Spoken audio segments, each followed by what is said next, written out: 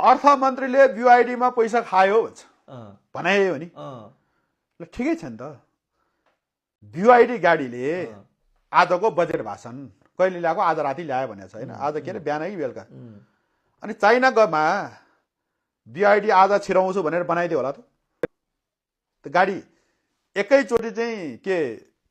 उसमा ल्याएर त्यहाँ रास लाएर त्यहाँ ठ्याक्क त्यहाँ ल्याइदियो होला त बीआईडी नेपालमा चल्यो त्यसलाई कसरी चोर बनाउने हो सबैको संयन्त्र हो यो अरु केही पनि हैन सिम्पल कुरा अनि यो पत्रकारको छ नि यो धेरै लेख्नेवालाहरु त्यसलाई माल बुझाएन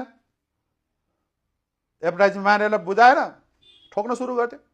होइन प्रथमै घाँसे मच्छिका भने जस्तो बीआईडी मै फेरि त्यस्तै विवाद आइदियो त अब हेर्नुस् यो ठ्याक्कै उल्टो कुरा छ उल्टो हो यो उल्टो हो अर्थमन्त्रीले बीआईडीमा पैसा खायो भन्छ भनाइ हो नि ल ठिकै छ नि त बीआईडी गाडीले आजको बजेट भाषण कहिले ल्याएको आज राति ल्यायो भनेको छ हैन आज के अरे बिहान कि बेलुका अनि चाइनामा बीआईडी आज छिराउँछु भनेर बनाइदियो होला त गाडी एकैचोटि चाहिँ के उसमा ल्याएर त्यहाँ रास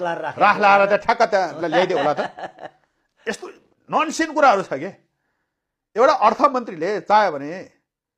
त्यही दिन गाडी किन छन् चाह्यो अर्थमन्त्रीले चाह्यो भने आँखा चिम्लेर भोलि पनि ल्याउन सक्छ नि होइन